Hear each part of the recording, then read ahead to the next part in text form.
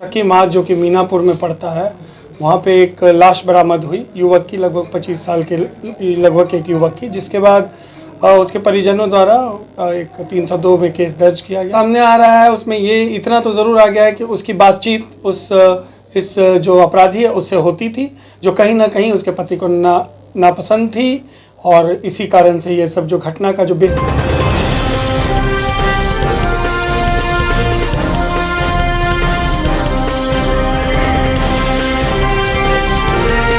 नमस्कार, आप देख रहे हैं आज दैनिक लाइव न्यूज।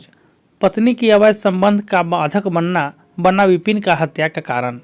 मुख्य आरोपी राजेश को गिरफ्तार कर पुलिस ने किया कांड का उद्भेदन। मुजफ्फरपुर जिले के मीनापुर थाना क्षेत्र के एक व्यक्ति को अपनी पत्नी और दोस्त की बातचीत का विरोध करना महंगा पड़ गया और दोस्त ने चाकू से उसकी हत्या कर दी। पूरे मामले का खुलासा पुलिस ने मोबाइल CDR और मानवीय सूचना के आधार पर कर दिया है। दरअसल मीनापुर थाना क्षेत्र के 25 वर्षीय विपिन राम का शव बरामद हुआ। इस मामले में पुलिस ने परिजनों के बयान के आधार पर हत्या का मामला दर्ज किया, जिसमें पुलिस ने कार्रवाई करते हुए एक व्यक्ति को अशरफी प्रसाद को गिरफ्तार किया। आगे पुलिस ने इससे पूरे मामले का अनुसंधान किया। मामले में पुलिस ने CDR को खंगाला। इसके बाद तकनीकी और मानवीय सूचना के आधार पर पुलिस ने मृतक विपिन राम के दोस्त को हिरासत में ले लिया और पूछताछ की। इसके बाद पूरे मामले का खुलासा हो गया। मृतक विपिन राम का दोस्त मृतक की पत्नी से बातचीत करता था। जब मृतक को इस बारे में पता चला तो उसने विरोध किया और इसके बाद हाथापाई हो गई और चाकू से विपिन राम की हत्या कर दी गई। इस संबंध में जानकारी देते हुए DSP पश्चिमी अभिषेक आनंद ने बताया कि मृतक की पत्नी से बातचीत की होती थी और पुलिस की मृतक का सिम भी खो गया था, वह भी उसके पास से बरामद हो गया है। पूरे मामले में DSP पश्चिमी अभिषेक आनंद ने क्या कुछ कहा, देखिए रिपोर्ट।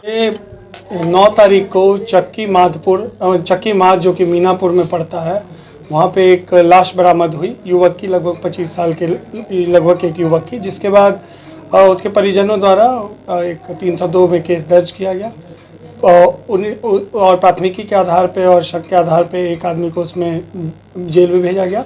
उसके बाद पुलिस ने उस पर त्वरित कार्रवाई करते हुए आगे अनुसंधान जारी रखा और इसमें तकनीकी और मानवीय संकलन को इस्तेमाल करते हुए मृतक के मोबाइल का CDR और जो और डिटेल था, कैफ वगैरह निकाला गया, जिससे पता चला कि मृतक एक संदिग्ध नंबर पर बात करता था।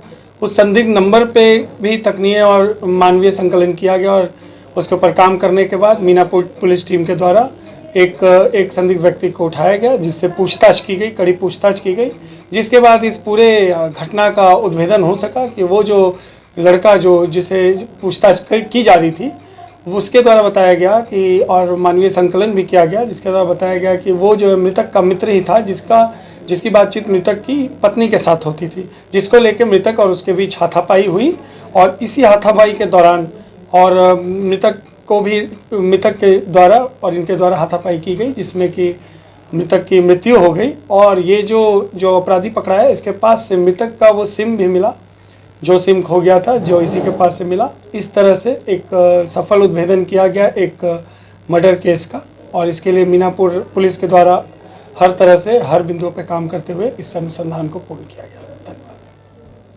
इसमें पत्नी की क्या भूमिका थी, क्या उसके संबंध थे? अभी तक जो सामने आ रहा है उसमें ये इतना तो ज़रूर आ गया है कि उसकी बातचीत इस जो अपराधी है उससे होती थी, जो कहीं ना कहीं उसके पति को नापसंद थी, और इसी कारण से ये सब जो घटना का जो बेसिक रीज़न था वो यही है।